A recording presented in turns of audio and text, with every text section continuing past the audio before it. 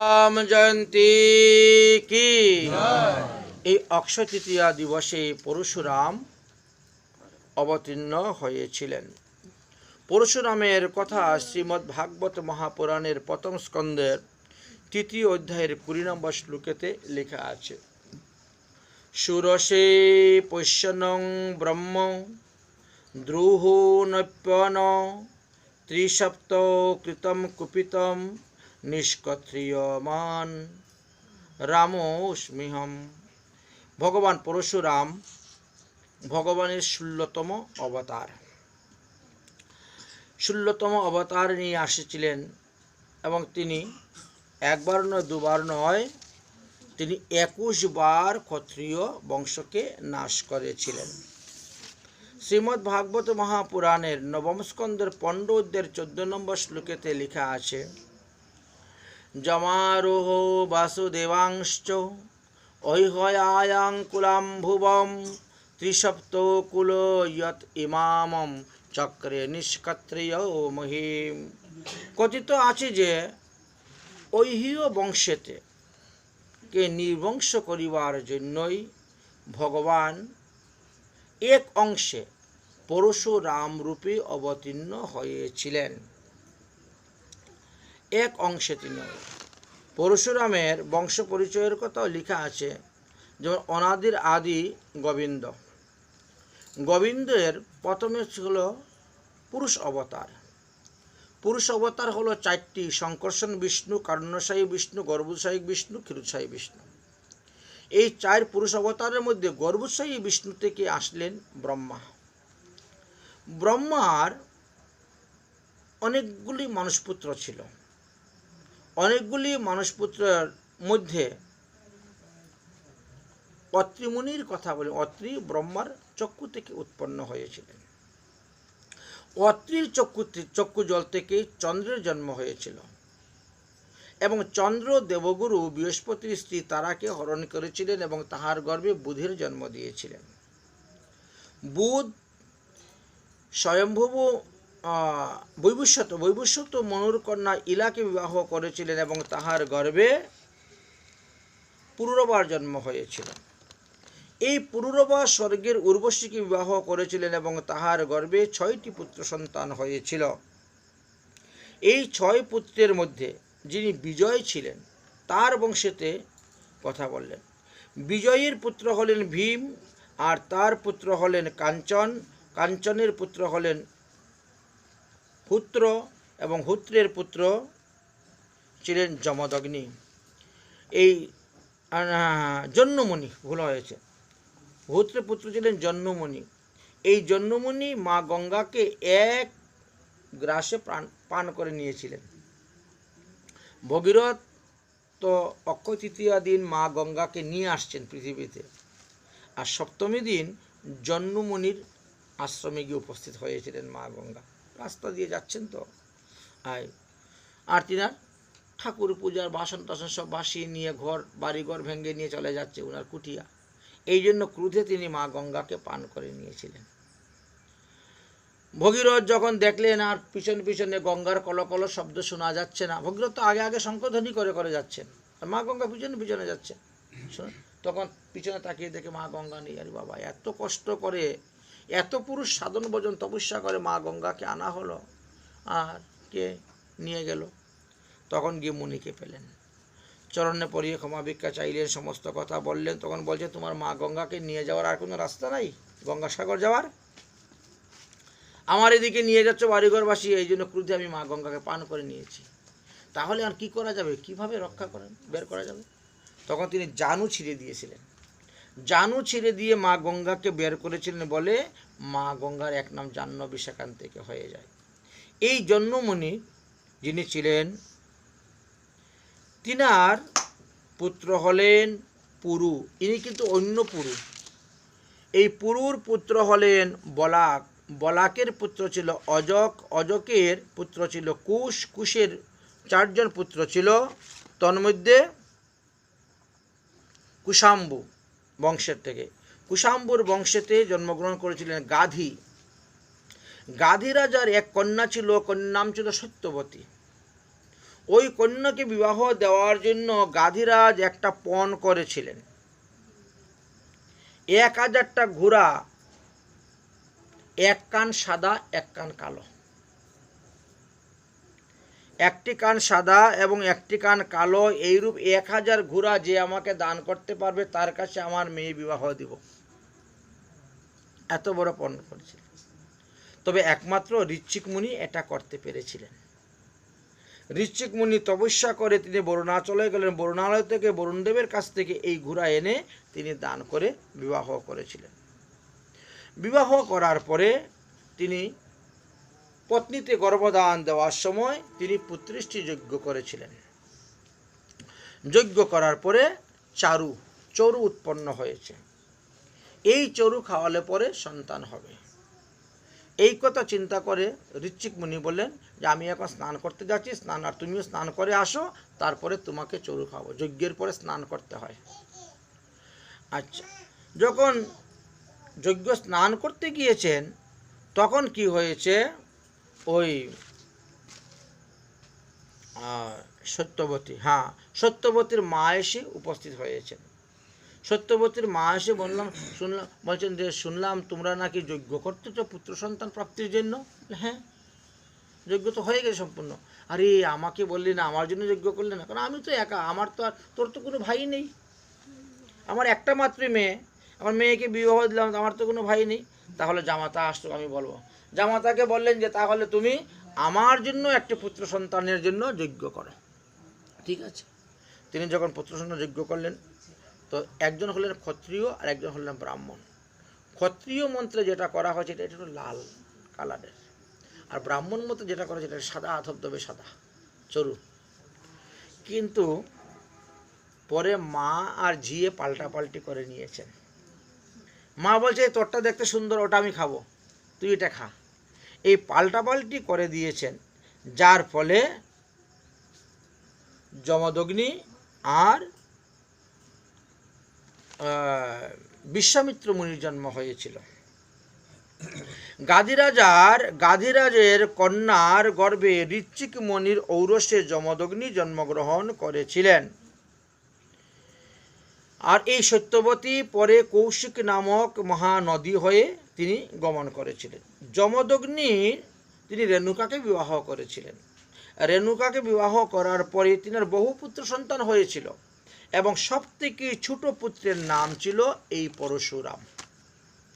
তিনার বংশ পরিচয়ের কথা আলোচনা করে গিয়েছেন। এই হলেন পরশুরাম। ক্ষত্রিয়গণ যদি অল্পমাত্রায় পরশুরামের কাছে অপরাধ করেছে তাহলেও আর রক্ষা নেই। তাদের প্রাণ সংহার করে পৃথিবী ভার হরণ করার জন্য তিনি এসেছিলেন। এই জন্য পরশুরাম হলেন দুষ্ট দমক শক্তি। ভগবানের শক্তি অবতার নিয়েই তিনি এসেছিলেন, এই জন্য তাকে দুষ্ট দমন শক্তি বলা হয়েছে। কিন্তু পরশুরাম উনি কৈলাসে বাস করতেন, সর্বদা কৈলাস পর্বতে বাস করতেন। মহাদেবের নিকট থেকে তিনি অস্ত্রবিদ্যা শিক্ষা লাভ করেছিলেন। যমদগ্নি খুব তেজস্বী এবং তপস্বী ব্রাহ্মণ ছিলেন এবং 7 জন ঋষির মধ্যে, 7 ঋষির মধ্যে তিনি একজন ঋষি যমদগ্নি। তো কি হয়েছিল, ওই যে সমুদ্র মন্থনের সময় যে গাভী উঠেছিল কামধেনু, সেই কামধেনু ওই সময় যমদগ্নির কাছে ছিল। এক একজন ঋষির কাছে এক এক বৎসর থাকে, ইনি গাভীকে প্রতিপালন করবেন। আচ্ছা, তো তিনার কাছে আছে, তিনি প্রতিপালন করতেছেন। কিং তদনুং ভগবতং রাজ্যম রাজিকম আত্মানম কৃতং জন কুলং নষ্টম ক্ষত্রিয় মানব। কোনো এক সময়ে কি হয়েছে, রাজা কার্তবীর্যার্জুন তিনি দিগ্বিজয় করার জন্য বেরিয়েছেন। আর ওই বনের মধ্যে আসার পরে আর রাস্তা খুঁজে পাচ্ছেন না কোন দিকে যাবেন। ঘুরতে ঘুরতে ঘুরতে ঘুরতে 2 দিন গত হয়ে গিয়েছে, জঙ্গল থেকে বেরিয়ে যাওয়ার কোনো রাস্তা পাচ্ছেন না। হঠাৎ করে ওই যমদগ্নির সঙ্গে তিনার দেখা হলো, সাক্ষাৎ হলো। যমদগ্নি তখন তাদেরকে নিয়ে গেলেন, প্রথমে পরিচয় জানলেন, তারপরে নিয়ে গেলেন নিয়ে গিয়ে বললেন যে তোমরা সেবা গ্রহণ করো, আমি তোমাদেরকে সেবা দেব। কি সেবা দিবেন? ওই কামধেনুর কাছে গিয়ে উপস্থিত হয়েছেন।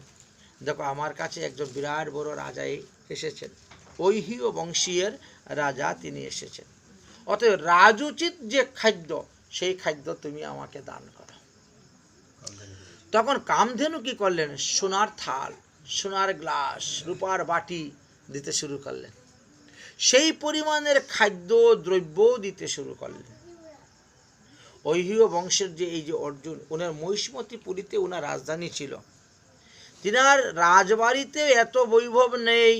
এই তপস্বী ব্রাহ্মণের বাড়িতে বসে তিনি যে সুন্দর আহার করেছেন, বৈভব পরিচর্যা পেয়েছেন, এত আদর যত্ন পেয়েছেন।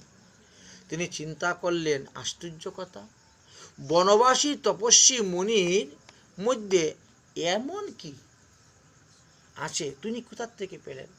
অথচ আমি এই রকম সুখের খাবার তো কখনো খাইনি।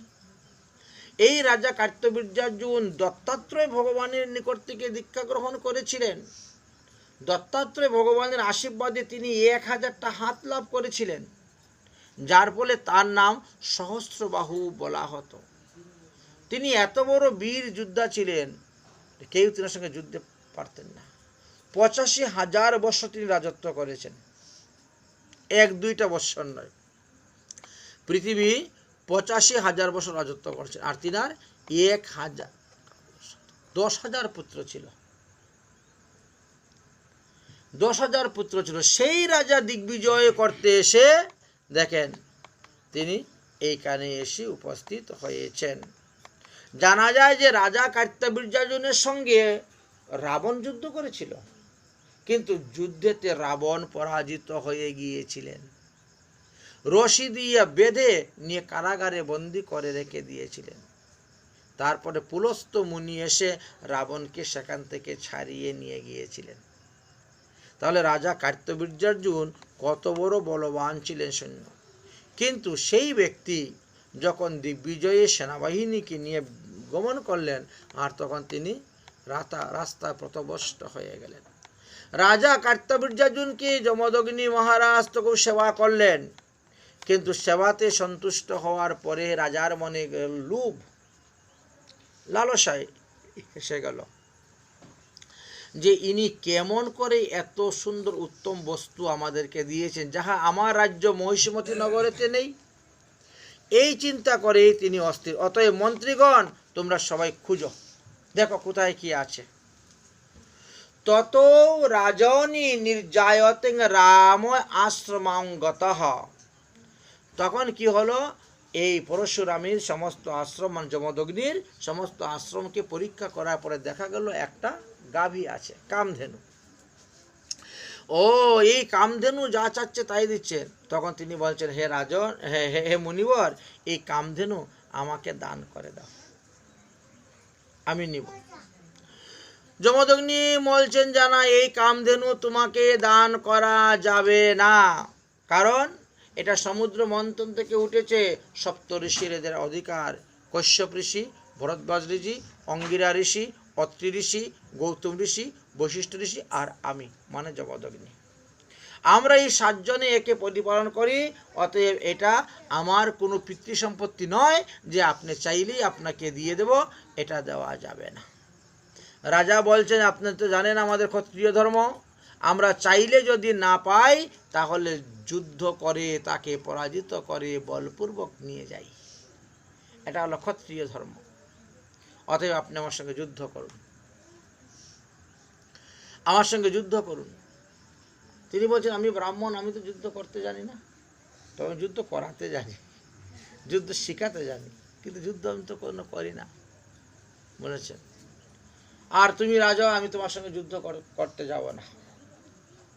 গাভীটাকে নিয়ে চলে যাচ্ছে। গাভী যাচ্ছে না বলে খুব বেত্রাঘাত করতেছে। তখন কামধেনু বলতেছে, হে মহারাজ, হে যমদগ্নি মুনি, আপনি কি আমাকে দান করেছেন? বলেন, আমি দান করি নাই। তাহলে আমাকে নিয়ে যাচ্ছে? বলে, কি করব, আমি নির্বল, আমি রাজার সঙ্গে যুদ্ধ করে জয়লাভ করতে পারবো না। তুমি যদি নিজের ক্ষমতা বলে তুমি যুদ্ধ করে জয়লাভ করতে পারো, করো, আমি রাখো। তখন কামধেনু নাকে দিয়ে, মুখে দিয়ে, কানে দিয়ে অসংখ্য সৈন্য বেরোতে শুরু হলেন। যুদ্ধ হলো। সেই যুদ্ধেতে রাজা কার্তবীর্যার্জুন পরাজিত হয়ে গেলেন। সদল বলে সবাই পরাজিত হয়ে গেলেন। পরাজিত হয়ে রাজা তখন প্রাণপণে পলায়ন করলেন। বাড়িতে গেলেন, তিনি 1000 পুত্রদেরকে বললেন। ওই 1000 পুত্রগণ তখন সময় বুঝে, সুযোগ বুঝে তারা আসলেন। আর এসে কি করলেন? এই কামধেনুটাকে চুরি করে নিয়ে চলে গেলেন। কামধেনুকে চুরি করে নিয়ে চলে গেলেন।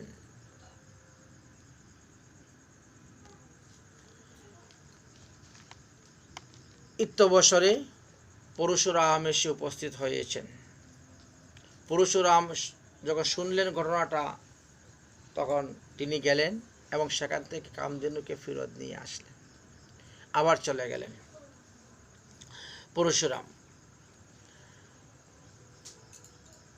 পরশুরাম তীক্ষ্ণ ঢাল তৌরাল স্বর ধেনু নর্মদা নদীর তীরে অক্ষয় বটের নিচে গিয়ে উপস্থিত হয়েছিলেন এবং সেখানে থেকে নিয়ে আসছিলেন ফিরিয়ে। অতঃপর পরশুরাম তিনি আবার অস্ত্রবিদ্যা শিখতে চলে যান। রাজা কার্তবীর্যার্জুনের পুত্রগণ তখন কি করলেন?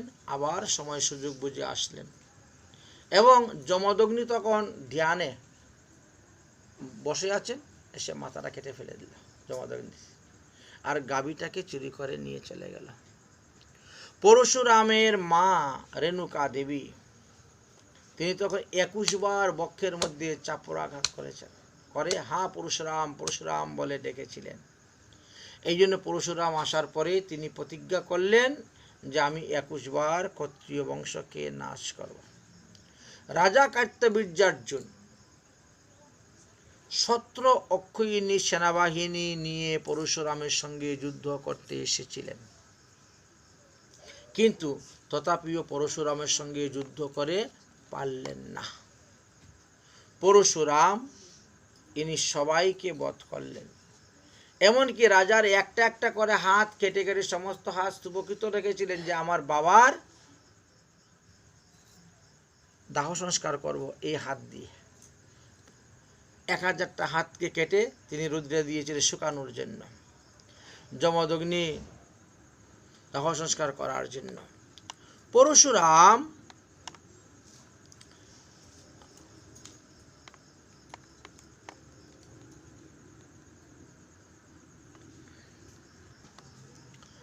ক্ষমি নামস্য ভগবান স্তম হরিশ্বরম সর্বশক্তিমানম পরমেশ্বর শ্রীহরি। পরশুরাম তখন রাজার 9995টি পুত্রকে বধ করেছিলেন। মাত্র 5টি পুত্র তারা জীবিত ছিল, আর কেউ জীবিত ছিলেন না। এইভাবে পরশুরাম তাদেরকে বধ করেছিলেন। তারপরে তিনি কুরুক্ষেত্রে সন্নিহিত কুণ্ডেতে গিয়ে স্নান করেছিলেন, যজ্ঞ করেছিলেন, তর্পণ করেছিলেন সমস্ত পাপ থেকে মুক্তি লাভ করার জন্য। এই জন্যই সেই তীর্থটি কথা বলা আছে। পরশুরামের জীবনীতে আরেকটি ঘটনার কথা আলোচনা করা আছে, যেটা রেণুকাকে কেন্দ্র করে হয়েছিল। রেণুকা যখন নদীতে স্নান করতে গিয়েছিলেন, জল আনতে গিয়েছিলেন, তখন গন্ধর্বদের জল খেলা দেখার পরে তিনার মনে বাসনা হয়ে গিয়েছিল সেই গন্ধর্বদের সঙ্গে জল খেলবেন। যমদগ্নি এই ঘটনা জানতে পেরে তিনার পুত্রকে বললেন, যে পুত্রগণ, তোমাদের মা অসতী হয়ে গেছে, তিনি মনে মনে পরপুরুষকে অবিলাসিত করেছেন, কামনা করেছেন, অতএব তোমার মায়ের সঙ্গে আমরা আর সংসার করব না, অতএব তোমার মাকে হত্যা করো। কিন্তু কোনো পুত্রগণ রাজি হলেন না। সেই সময়ে পরশুরাম এসে উপস্থিত হয়েছিলেন। পরশুরামকে যখন বললেন, পরশুরাম তৎক্ষণাৎই কুড়াল হস্তে নিয়েই মায়ের গলাটাকে কেটে দিয়েছিলেন। এতে যমদগ্নি অত্যন্ত প্রসন্ন হয়েছিলেন। প্রসন্ন হয়ে বললেন, বাহ পুত্র, তুমি আমার যথার্থ পুত্র, কারণ পিতার আদেশ পালন করেছ। আমি তোমার সঙ্গে প্রসন্ন, তুমি আমাকে বর চাও। তখন বললেন, আমাকে এই বর দিন যে আমার মা যেন পুনরায় জীবিত হয়ে যান, আমার ভাইরা যেন পুনরায় জীবিত হয়ে যান, এবং আমি যে তাদেরকে বধ করেছি এটা যেন তারা কেউ কারো মনে না থাকে, এরা বুঝতে পারে না। ঘটনাটা সব ঠিক হয়েছিল, কিন্তু পরশুরামের হাত থেকে কুড়ালটা আর কখনো পড়ছে না। তখন জিজ্ঞাসা করলেন, বাবা আমার হাতের মধ্যে কুড়ালটা লেগে আছে কেন, ওটা কেন মাটিতে রাখতে পারতেছি না? তখন বললেন, তাহলে তোমার মাতৃহত্যা পাপ লেগে গেছে, এবং মাতৃহত্যা পাপ তুমি মুক্ত করার জন্য তীর্থ ভ্রমণে বেরিয়ে যান। এই মাতৃহত্যা পাপ মুক্তর জন্য তীর্থ ভ্রমণ করতে করতে বহুদূর গিয়েছিলেন, এবং তিনি ব্রহ্মপুত্র হ্রদ, ব্রহ্মার পুত্র সেই ব্রহ্মপুত্র হ্রদেতে গিয়ে উপস্থিত হয়েছিলেন। সেখানে স্নান করার পরে গিয়ে তিনার এই হাত থেকে কুড়ালটি পড়েছিল। হাত থেকে কুড়াল পড়ার পরে তিনি বুঝতে পারলেন যে এটা সবথেকে বড় তীর্থ। তাই চিন্তা করলেন যে এত বড় তীর্থটা যদি এখানে পড়ে থাকে তাহলে তো হবে না, তাকে পৃথিবীতে নিয়ে যাব, আর নিয়ে আমি সবাইকে বলবো যে এই তীর্থ হলো পৃথিবীর মধ্যে শ্রেষ্ঠ তীর্থ, সমস্ত তীর্থের রাজা, এইখানে স্নান করলে মানুষ পঞ্চপাতকের পাতকি থেকে মুক্তি লাভ করতে পারবে। এই জন্য তিনি কুড়াল দিয়ে রাস্তা কেটে কেটে নিয়ে আসতে শুরু করলেন।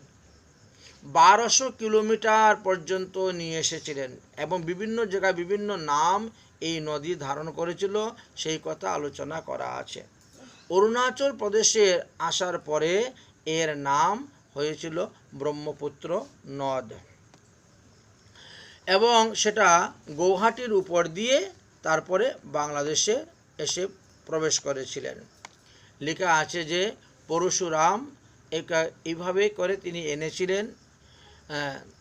তারপরে বুড়িগঙ্গা শহরের কাছ দিয়ে আসছে, ব্রহ্মপুত্র নদকে আবার দক্ষিণ দিকে মুখ করে বাংলাদেশে প্রবেশ করে। বাংলাদেশে যমুনা নামে একটি শাখা প্রসিদ্ধ হয়েছে। এইভাবে বাংলাদেশে আসার পরে তিনি বললেন যে তুমি এখানে থাকো, আমি এখন যাচ্ছি, গিয়ে সমস্ত তীর্থের জল এনে আমি তোমাকে স্নান করাবো, স্নান করাইয়া তোমাকে তীর্থের রাজা বানাবো, তুমি কিন্তু এখান থেকে কোথাও যাবে না। এই বলে পরশুরাম সমস্ত তীর্থের জল আনয়ন করার জন্য রওনা হয়েছিলেন। আর এদিকে ব্রহ্মপুত্র নদ গিয়ে পদ্মার সঙ্গে গিয়ে মিলিত হয়ে বঙ্গোপসাগরে প্রবেশ করে নিয়েছেন। যার ফলে যখন তিনি ফিরে আসলেন সমস্ত তীর্থ ভ্রমণ করে, সমস্ত তীর্থের জল নিয়ে আসার পরে পরশুরাম বলছেন, এ কি করলে তুমি? আমি তোমাকে 3.5 কোটি তীর্থের জল নিয়ে এসেছিলাম, 3.5 কোটি তীর্থের রাজা বানাবো, তুমি আমার পরিশ্রমটা বিফল করে দিলে। যাও, আমি তোমাকে অভিসম্পাদ দিলাম, আজ হইতে তোমার নদীর জল কুকুরের প্রস্রাবের মতন অপবিত্র হইবে। ব্রহ্মপুত্র নদ তখন মূর্তিমান হয়ে পরশুরামের চরণে পড়েছিলেন, ভুল ক্ষমা প্রার্থনা করেছিলেন। পরশুরাম তখন বললেন, যাও, আমার বাক্য তো কখনো লঙ্ঘন হয় না, তবে বৎসরের মধ্যে একদিন মাত্র তোমার জল পবিত্র হইবে। চৈত্র মাসের শুক্লপক্ষের অষ্টমী তিথিতে, যেটাকে অশোকাষ্টমী বলা হয়, সেই দিবসে যেই ব্যক্তি তোমার জলে স্নান করিবে সে পঞ্চপাতকের পাতকী হইতে মুক্তি লাভ করিতে পাইবে, এবং দেহান্তে সে ব্রহ্মলোকে যাইবে। এই বলে পরশুরাম সেখান থেকে আবার তীর্থ ভ্রমণে বেরিয়ে গিয়েছিলেন। প্রবাদ আছে যে চৈত্র মাসের অশুকায় অষ্টমী দিবসে সেই দিন তব বাড়ি যেইজন পর্শিবে পঞ্চপাতকের পাতকী যদি কেহ হয় অনাহাসে তার পাপ তখনই খণ্ডয়। সেই দিন তব জলে যে করিবে স্নান দিব্যগতি হয়ে সে পাইবে স্বর্গস্থান। এইভাবে ব্রহ্মপুত্রকে তিনি বরদান করেছিলেন। যাই হোক, হৈহীয় বংশের রাজগণকে বধ করার পর তিনি 21 বার ক্ষত্রিয় বংশকে নাশ করেছিলেন। জানা যায় যে ভগবান রামচন্দ্রের বংশের মধ্যে একজনের নাম ছিল মূলক। এই মূলক যখন জন্মগ্রহণ করেছিলেন তখন এই মূলককে শাড়ি পরিয়ে ঘুমটা দিয়ে মহিলাদের মতন তাকে রেখে রেখে বড় করা হয়েছিল। তখন ওই 21 বার পূর্ণ হচ্ছে ক্ষত্রিয় বংশ নাশ। তখন তিনি ছোট ছোট শিশুদেরকেও হত্যা করে দেন। এই জন্য এইভাবে শাড়ি পরিয়ে রাখাতে। তারপরে তিনি পাপের প্রায়শ্চিত্ত করার পরে তিনি তপস্যা করার জন্য রওনা হয়ে গিয়েছিলেন। তখন তিনাকে বের করা হয়েছিল, বড় করা হয়েছিল, তারপরে তার বিবাহ দেওয়া হলো এবং সেই বংশেতে খট্টাঙ্গ, দশরথ বা ভগবান রামচন্দ্র আবির্ভূত হয়েছিলেন। রাজা কার্তবীর্যার্জুনের ছেলেরা যারা পরাজিত হয়ে গিয়েছিলেন এবং প্রাণপণে পালিয়ে গিয়েছিলেন, তাদের বংশধরেরা এখনও পৃথিবীতে আছেন, বাস করতেছেন। যাই হোক, পরশুরাম ভগবানের মাত্র 5 কলা নিয়ে এসেছিলেন। মহিষী যমদগ্নির দেহকে পুনরায় জীবিত করার জন্য তিনি অনেক চেষ্টা করেছিলেন, কিন্তু পরশুরাম যমদগ্নির দেহটাকে জীবিত করতে পারেন নাই। তখন দেবতার আকাশবাণী হলো যে তোমার পিতা সূক্ষ্ম দেহ নিয়ে অবস্থান করবেন। তো সেইভাবেই তিনি অবস্থান করছেন। 21 বার ক্ষত্রিয় বংশ নাশ করার পর পরশুরাম গিয়েছিলেন মহাদেবের কাছে, উপস্থিত হয়েছেন যে তিনি সমস্ত ঘটনা খুলে বলবেন। কিন্তু সেই দিন দরজার মধ্যে পাহারাদার ছিলেন গণেশ সেখানে পাহারাদার ছিলেন। পরশুরাম গিয়ে সেখানে উপস্থিত হয়েছেন, আর গণেশ কিছুতেই মহাদেবের সঙ্গে দেখা করতে দিবে না, যার ফলে পরশুরাম এবং গণেশের মধ্যে যুদ্ধ হয়েছিল। আর যুদ্ধের ফলে এমন দিব্য অস্ত্র পরশুরাম মেরেছিলেন যে গণেশের দাঁত ভেঙে পৃথিবীতে পড়ে গিয়েছিল, যে দাঁত থেকে মূলার উৎপত্তি হয়েছিল। এই জন্য মাঘ মাসে মূলা ভক্ষণ করা নিষিদ্ধ আছে। গণেশের দাঁত থেকে মূলার উৎপত্তি। এই বিষম শব্দ শুনে পার্বতী এবং মহাদেবের নিদ্রাভঙ্গ হয়ে গেছিল। তারা এসে দেখলেন গণেশের এই দুরবস্থা। তাই মা পার্বতী তাড়াতাড়ি গণেশকে কুলে তুলে নিলেন আর পরশুরামকে বলল যে হে পুত্র, তুমি মহাদেবের নিকট থেকে মন্ত্র নিয়েছ, তাই তুমি মন্ত্র শিষ্য। তুমি কি তোমার গুরুপুত্রের দন্তভঙ্গ করিয়ে গুরুদক্ষিণা দিলে? পরশুরামকে বলছে, অভর্ত পরশু অস্ত্র লাভ করিয়াছ, তুমি অত্যন্ত গর্বিত হইয়াছ। রাজা কার্তবীর্যার্জুন আদি বহু রাজগণকে বধ করিয়াছ, 21 বার ক্ষত্রিয় বংশ নাশ করিয়াছ। এখন কি তুমি গণেশকে বিনাশ করার জন্য আসিয়াছ? তুমি কি তোমার অস্ত্রবিদ্যার পরীক্ষা করার জন্য গণেশের উপরে এইভাবে অস্ত্র প্রয়োগ করেছিলে? এইভাবে অনেকেই কথা বলেছিলেন। যাই হোক, মা পার্বতী তখন বলছিলেন যে তুমি তো ভগবানের মাত্র 5 কলা নিয়ে এসেছ, আর ভগবান স্বয়ং আমরা আরাধনা করি। আমরা ভগবানকেই গণেশ পুত্র রূপে পেয়েছি। ভগবান শ্রীকৃষ্ণই এক অংশে আমাদের পুত্র রূপে গণেশ রূপে এসে অবতীর্ণ হয়েছেন। আমার এই গণেশ যদি ইচ্ছা করে তাহলে তোমার মতো শত শত পরশুরামকে হনন করতে পারে, কারণ গণেশের অবতার ভগবান শ্রীকৃষ্ণের। এটা ব্রহ্মবৈবর্ত পুরাণে আলোচনা করা আছে যে ভগবান শ্রীকৃষ্ণই গণেশ রূপে এসে অবতীর্ণ হয়েছিলেন। তো শত শত মহাদেব পার্বতী তপস্যা করেছিলেন। মহাদেব আর পার্বতী ভগবানের মতন একটি পুত্র তপস্যা করেছিলেন। তো তখন বলছিলেন যে আমার মতন তো কেউ নেই পৃথিবীতে, তাহলে আমাকে তোমার পুত্র রূপে আসতে হবে। এই বলে গণেশ রূপে ভগবান এসেছিলেন। এটা শ্রীকৃষ্ণের জন্মখণ্ডে অথবা প্রকৃতিখণ্ডে, ব্রহ্মবৈবর্ত পুরাণের প্রকৃতিখণ্ডেই সমস্ত এই দেবদেবীদের জন্মকথা আলোচনা করা আছে। প্রকৃতিখণ্ডেতে এইভাবে উল্লেখ ছিল। তো বললেন যে আমার গণেশ তো স্বয়ং ভগবান সম্পূর্ণ, সে যদি ইচ্ছা করে তোমার মতন শত শত পরশুরামকে হনন করতে পারে, কিন্তু তুমি আজ কৈলাসে অতিথি রূপে আমাদের কাছে এসেছো বলে তোমার উপরে প্রয়োগ করা হলো না কোনো অস্ত্র। এইরূপ বলতে বলতে পার্বতী উগ্রমূর্তি ধারণ করেছিলেন। মহাদেব তখন পার্বতীকে সান্ত্বনা করার জন্য কোনো উপায় খুঁজে পাচ্ছেন না বলে ভগবান শ্রীকৃষ্ণের শরণাপন্ন হলেন। ভগবান শ্রীকৃষ্ণ তৎক্ষণাৎ সেখানে এসে উপস্থিত হলেন এবং দেবী পার্বতীকে কুৎ সম্বরণ করার জন্য অনুরোধ করলেন, নীতিযুক্ত বাক্য বললেন। হে পার্বতী, গণেশ কার্তিক যেমন তোমার পুত্র, পরশুরামও ঠিক তেমনিভাবেই তোমার পুত্র। মন্ত্রজ পুত্র তো শিষ্য তোমার পুত্র। গণেশের যে দাঁত ভেঙেছে এটা মনে করো দৈব যুগে হয়েছে।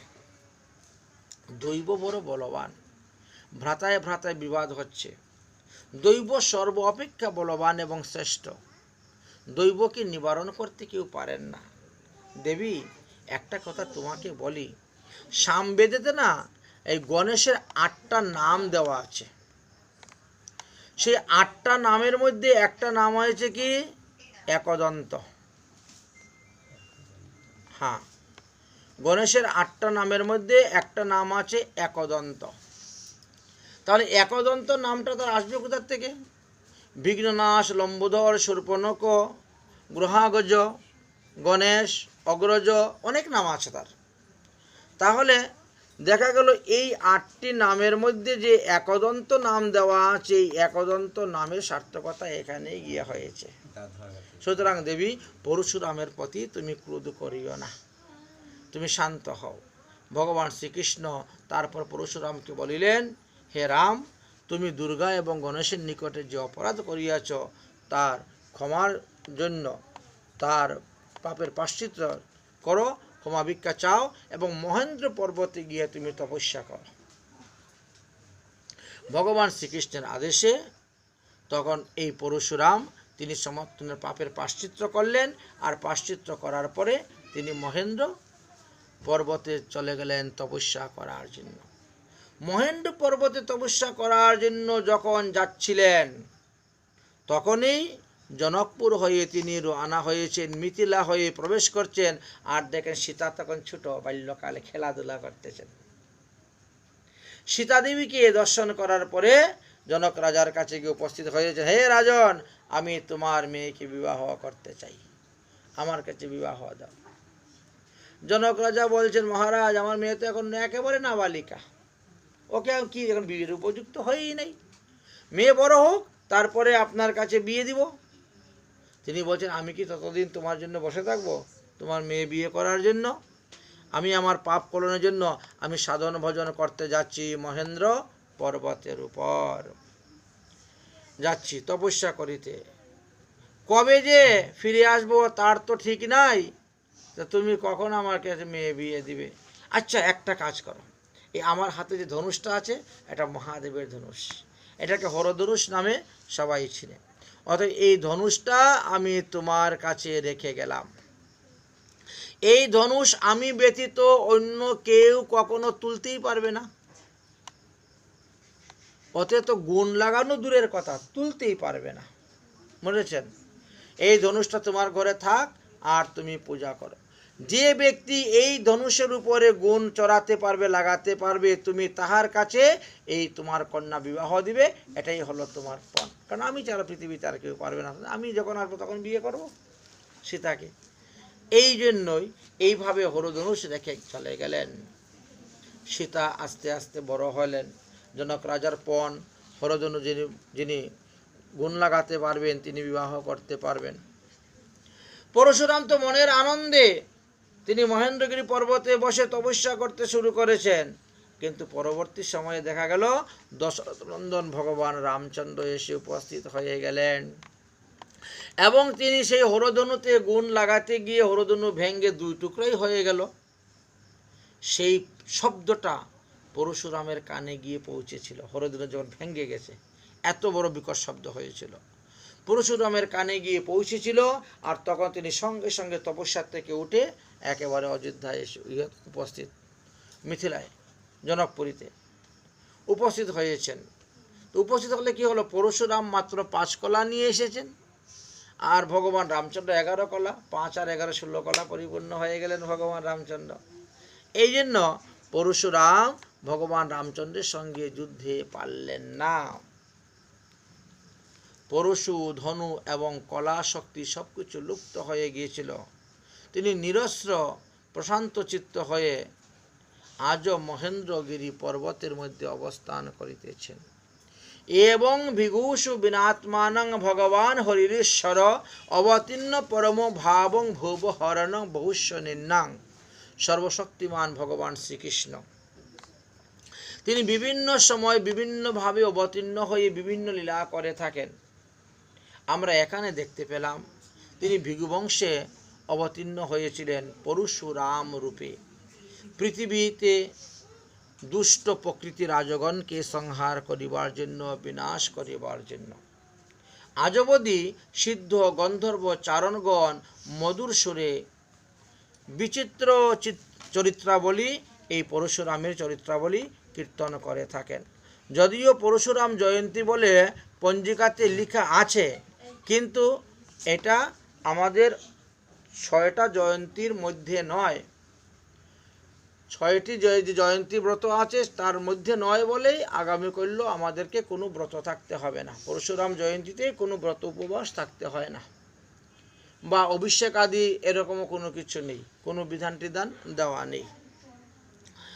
যাই হোক, আমরা এই অক্ষয় তৃতীয়া উপলক্ষে আমরা 3টা বস্তুর বিষয় ভালোভাবে আস্বাদন করলাম। এক হলো অক্ষয় তৃতীয়া দিবসে কি কি করণীয়, কি কি অকরণীয়। দ্বিতীয় হলো চন্দনযাত্রা, চন্দনযাত্রা আমরা কিভাবে পালন করব। আর তৃতীয় হলো পরশুরামের জয়ন্তী হওয়া সত্ত্বেও সেটা আমাদের ব্রত থাকতে হবে না। তবে যখন যেই তিথিতে যে ভগবানের যে আবির্ভাব হয় তার লীলাকথা শ্রবণ করাই আমাদের শ্রেয়। এই জন্য আমরা এতক্ষণ পরশুরামের লীলাকথা আস্বাদন করলাম। বলো পরশুরাম জয়ন্তী কি।